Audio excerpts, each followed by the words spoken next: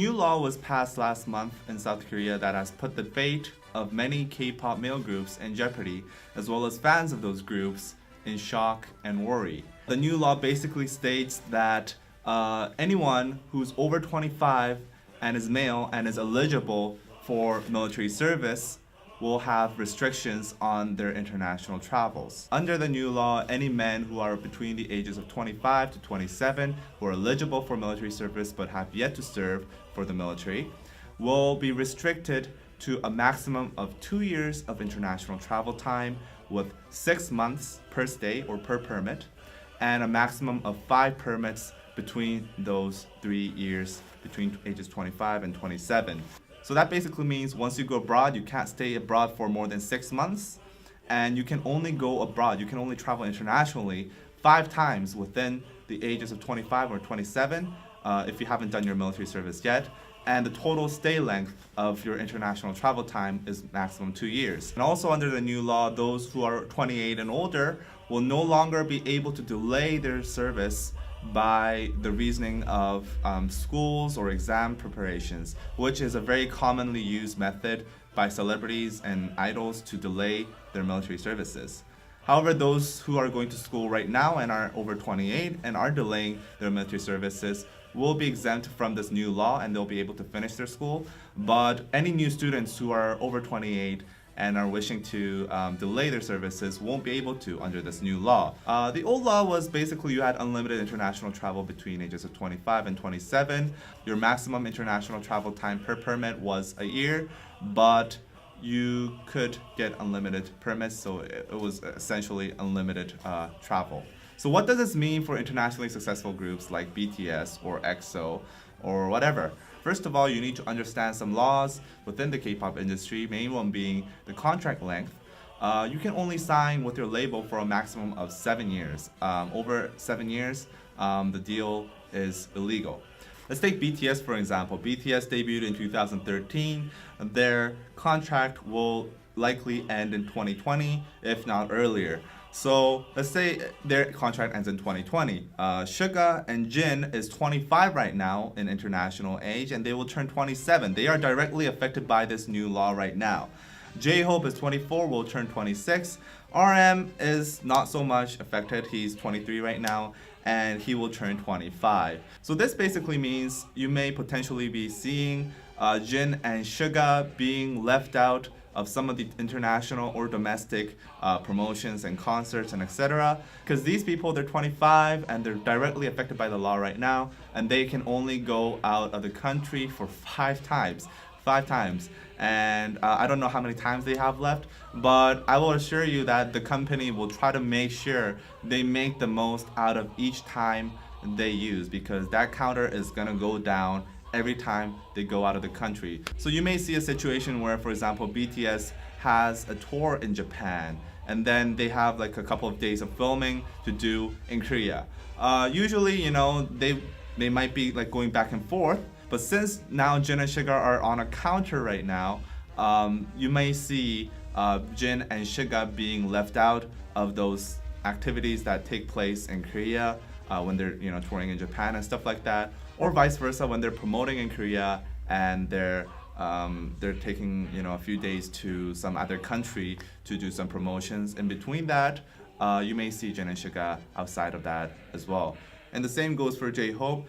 When he turns 25 next year, that could potentially happen to him. Another thing that you might potentially see is when groups like BTS do go abroad, they will try to make the most out of it. Since the counter is going down, they will try to make the most of it. So you could potentially expect to see like BTS or, you know, EXO not coming back to Korea for very, very long time, like for example like 4 or 5 months. When they, you know, when they do go out, they're on a counter. They're taking one number, they're taking a tick off the counter. So essentially they're gonna have to make the most out of it, otherwise it's gonna go to waste. So basically this new law will affect all the male K-pop groups out there right now that have yet to go into the army. But how will this affect the industry as a whole? Like, how will it shape the industry in a different way?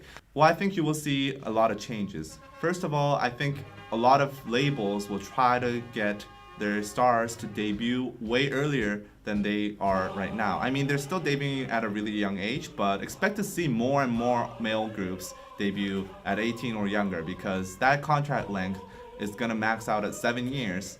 Once you hit 7 years, you don't know what to do with them. They're going to be freelancers. You don't want the military restrictions and their international travel restrictions applying to them within their contract time. So these labels will definitely try to debut their groups as early as possible, I think.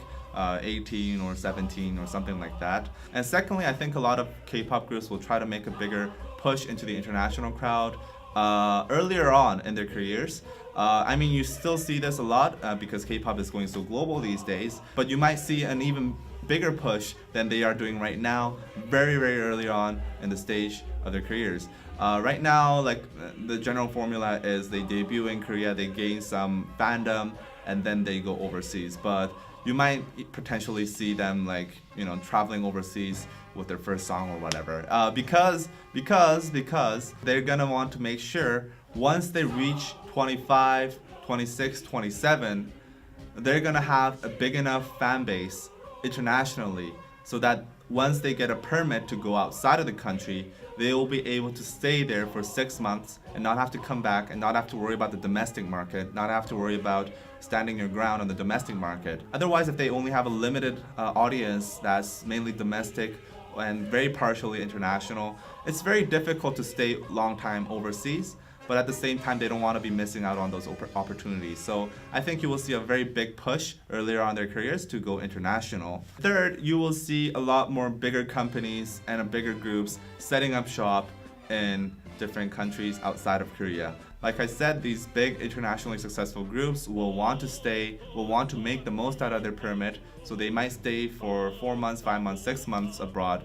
So they will want to set up a place where they can, you know, stay, a place where they can operate. Perhaps Japan, perhaps China, most likely Japan, because the Korean entertainment industry is very close with the Japanese industry.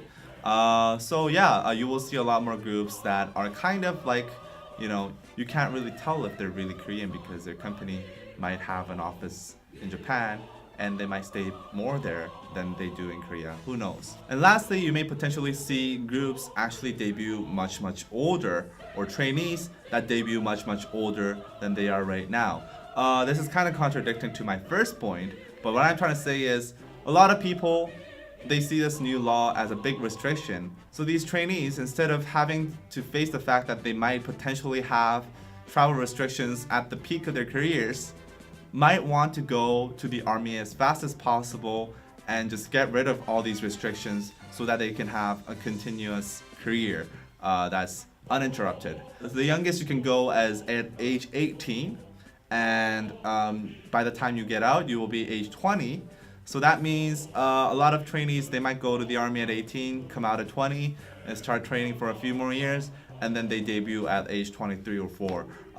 This is, I think, the least likely to happen because, you know, the companies wouldn't want that. The companies wouldn't want to risk sending their kid for 2 years of doing nothing and then coming back for getting all the dance moves and stuff like that. But there could be potentially a market for trainees that have finished their enlistment because they're very, very low risk compared to trainees that have yet to do military enlistment. So yeah, there you go. That's how the new laws regarding the military enlistment affect male K-pop groups out there right now. Hope you enjoyed the video. A lot of people were asking for it. And tell us what you think in the comments, and also please like, subscribe, and comment. And also I'm making a series of these videos regarding the military service in Korea, so if you're interested, hit that thumbs up and tell us that you're interested. Okay, so see you guys next time.